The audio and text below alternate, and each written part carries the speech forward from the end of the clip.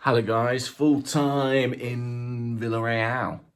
2-1 to Villarreal, 2-1 to Unai Emery over Mikel Arteta. Advantage Villarreal in the tie. Where to begin? It was not a good performance from Arsenal. Mikel Arteta went with a false nine system, not for the first time this season. I remember him doing it against Pep Guardiola, against Manchester City. I would venture that it's not a way of playing you can just go to. I think it's something that needs to be expertly coached, implemented over time, fairly consistently, so the players adapt to it, because it's not a conventional system. It's not a straightforward one. And it didn't really work for Arsenal tonight. Other decisions he made, well, of course, he kept with Granit Xhaka at left back. Presumably, Kieran Tierney wasn't fully fit, as we hoped he might be. Always felt like a long shot. Aubameyang started on the bench. Again, you presume that's health related. He stuck with Ceballos in midfield for far too long, I think we'll all agree. Kept with Murray and Holding at the back, kept Leno in goal. I think when we reflect on this performance, I think going forward, Arsenal didn't do enough to hurt a Villarreal side that I think are vulnerable. And you could see that at times tonight when we did click into gear very, very occasionally. That didn't result in enough shots on goal. I think Arteta will be extremely disappointed by the nature of the goals Arsenal conceded. They were big defensive errors. And I don't like to apportion blame, but let's do it. So obviously Granit Xhaka had a really difficult night up against Chukwueze. I mean, we knew that Emery would do that, look to exploit Xhaka's weaknesses. I thought he got better as the game went on, but he was always going to be second best in that battle. Consequently, it becomes about protecting him. When Nicolas Pepe started on the left-hand side, he's almost playing that as a kind of left-sided striker. You know, it's like when we played Sheffield United a few weeks ago.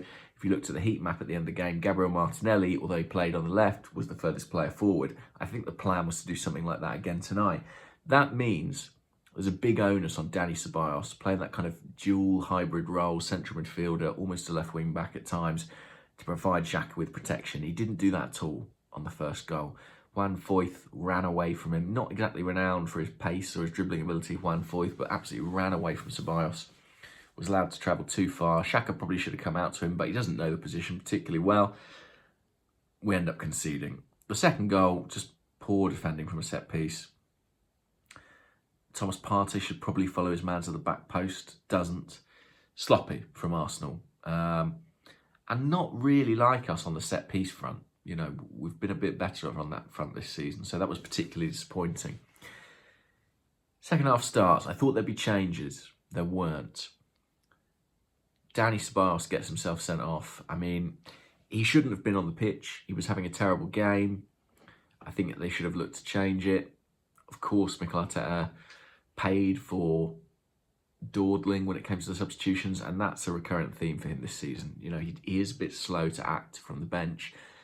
It's almost like he's really done his homework, he's done his preparation, he doesn't want to deviate from plan A. I saw Tim Stillman say maybe he's too proud. There could be something to that. You know, and you can't be too proud to be wrong. And I think it was the way it was going. He was wrong in that moment, and he needed to make the change. But we have Unai Emery in part to thank, because with Villarreal on top, seemingly cruising, he brought on Francis Coquelin, looked to hold a 2-0 lead, and it allowed Arsenal back into the game. And the other person we have to thank is Bukayo Saka. Won a penalty. I'm going to use those words advisedly. Won a penalty. Didn't dive, won a penalty. Which Nicolas Pepe stuck away, as you knew he would. Very cool from the spot, always. And Saka ended up getting the Villarreal man sent off too, with some tidy footwork. Former Spurs midfielder Etienne Capoue managing to get injured and sent off at the same time. Pure 100% Tottenham Hotspur DNA there.